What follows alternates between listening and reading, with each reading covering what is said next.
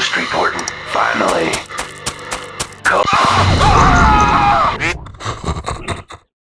The rules are simple. Only use the unit or hero introduced in each mission. SCVs are allowed. For added challenge, no extra gear or equipment, unless I need them. If no new units are introduced, only build or save starting units. Only use Nova after Mission 1 when absolutely necessary. New equipment for Nova is allowed in this case. Missile turrets are allowed if new units can't shoot up. The run will be done on brutal difficulty, because B comes first in the alphabet. The escape only gives me Nova, a powerful assassin who can snipe enemies and toss grenades. It's fairly straightforward, keep Nova alive and hold on. Why do the ghosts think it's a good idea to split up while escaping? Won't that just make it easier to capture them? And why does Stone just disappear for the rest of the campaign? Is it because they couldn't be bothered to give Nova's team any personality or relevance to the story? Noob challenge, no time to question it. Sudden Strike introduces SEVs, Marines, Spider Mines, and Marauders. SEVs glow up, Marines shoot, Mines blow up, Reapers scoot, and Marauders nade all bugs to goop. I need to hold until Dominion reinforcements arrive by using the cliffs to weaken Zerg attacks. Now, why Horner doesn't give me access to siege tanks to put on the cliffs for added defense is beyond me, though I guess he doesn't trust Nova yet, but he trusts her enough to give her Reapers with explosive mines. Noob challenge, no time to question. Using my Reapers to lay mines and mow down the enemy, I also built up a force of Marauders to strengthen the Dominion forces. Eventually I run out of resources and resort to stalling by spamming Marines, but time runs out, and the mission ends. Enemy intelligence introduces Hellbats, Hellions, and siege tanks. Hellbats scorch, Hellions torch, and siege tanks turn all bugs to borscht. I need to garrison 5 buildings before infiltrating the enemy compound. Now, given that the entrance is right behind my mineral line and Nova is, a ghost, it's odd that she doesn't just sneak in immediately. Now, Pi, you may say, there's too many Zerg to get inside. Then simply fortify the main base and go in. Why waste time stuffing troops in random buildings? Noob challenge, no time to question it. I tried to set up a perimeter of stationary Hellbats with tanks, but Guardians are Guardians, so I lower the difficulty to hard. By slowly clearing creep with my tanks, I make sure to create lines of turrets to keep enemy mutas away. To deal with enemy Guardians, I keep my turrets and tanks behind garrison buildings, forcing the Guardians to move into range of their auto turrets. Unfortunately, I do need to use old units to fill the garrisons and Nova to infiltrate the base, so as always this mission is a bust. Trouble in Paradise introduces Banshees and Goliaths. Banshees scream and Goliaths meme. Anywho, I need to destroy as many hatcheries as possible before Zerg reinforcements arrive. And despite not having access to Nova, my squad of Banshees does pretty well, all things considered. Once the Tal'Darim arrive, I need to destroy 4 shield batteries and their mothership before it destroys the civilian arena. Now, why the Protoss keep putting vulnerable structures to power advanced warships on a planet they're currently destroying is beyond me, but as a noob, I don't have time to question strategy when committing extremely non-peaceful actions against hapless civilians. Anywho, since my Banshees can't win in a straight-up fight, I opt to send them behind Tal'Darim lines to focus down the batteries while avoiding the bulk of their defenders. To beat their counterattacks, I spam as many Goliaths as possible to bring down their ships. There's no time to get the bonuses, but as a noob, it's perfectly in character of me to miss some bonus objectives.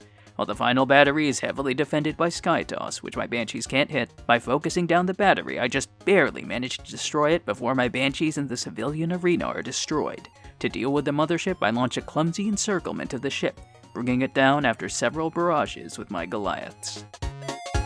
Night Terrors introduces Ravens and Liberators. Ravens see and Liberators free people from life by shooting them. I need to extract Terrazine from 6 extractors around the map while preventing the Tal'Darim and Infested from destroying them. No questions for this mission. Hold on. Why doesn't Janara concentrate a larger force to attack Nova's base directly? You mean to tell me the first Ascendant of the Tal'Darim thinks sending these weak-ass raiding parties is enough to stop someone that blew up her mothership? When the day comes, I hope Alarak proves to be a more fitting challenge. Ascendant, I served with High Lord Alarak. I knew High Lord Alarak. High Lord Alarak was a friend of mine. Ascendant, you're no High Lord Alarak. Anywho, noob challenge, no time to question it. I take the time to save some more pigs and Hercs, since this is the first time they appear in this campaign. Hercs are frontline fighters who aren't that strong, but They look cool, I guess. There's some bonuses as well, but I need Nova to get to them, so I skipped them, which is perfectly in line with being a noob.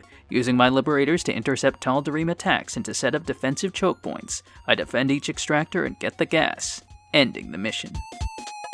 My least favorite mission in this campaign. Flashpoint doesn't introduce anything, so as per rule number 2, I got to make Marines and Liberators.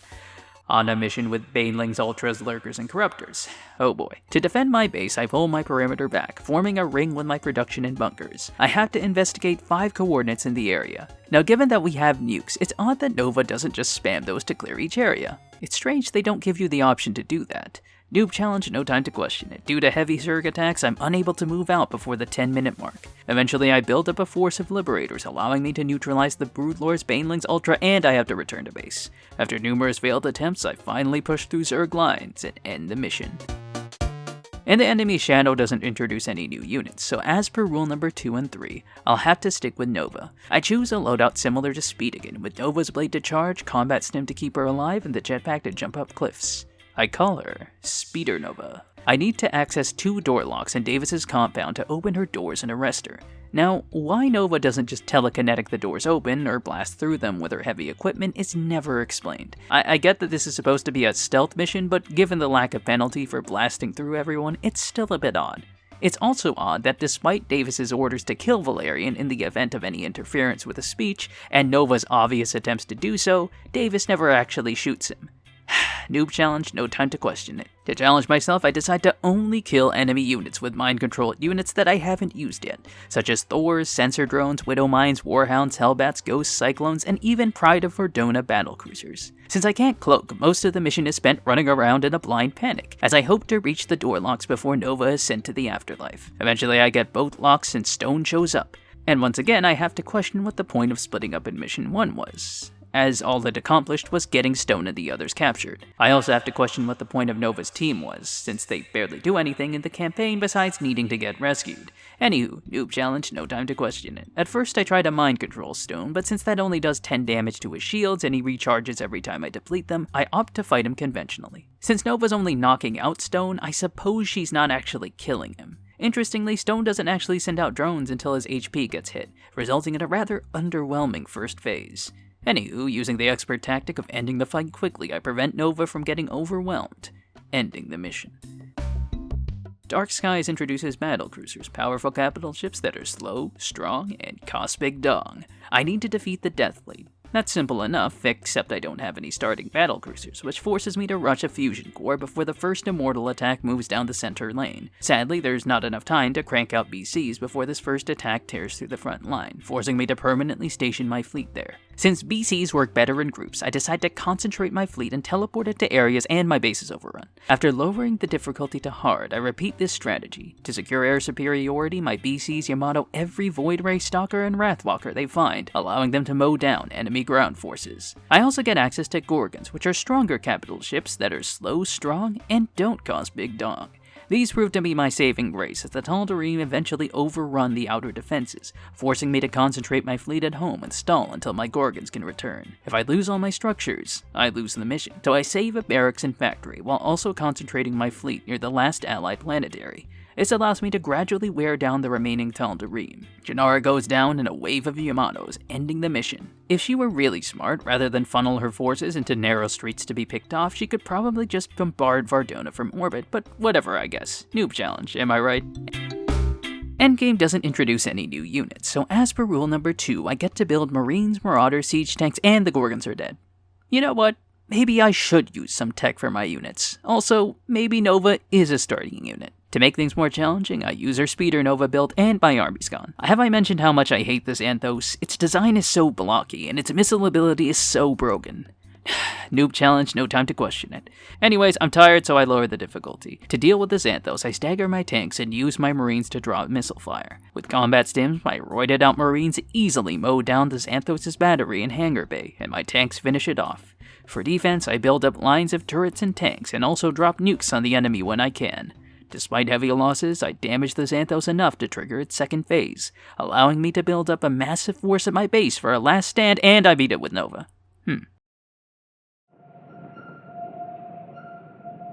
November Terra. I knew your family when you were a child. Somebody call for an exterminator. Are you even trying anymore? I'm all over it. I'm pathetic. So can you? Nope. These challenges are never doable, but I make them for entertainment, not perfection. Flashpoint in the enemy Shadow and Endgame don't introduce any new units, and enemy intelligence and Endgame require me to use Nova at some point during each mission. But how many missions can be done with the unit introduced?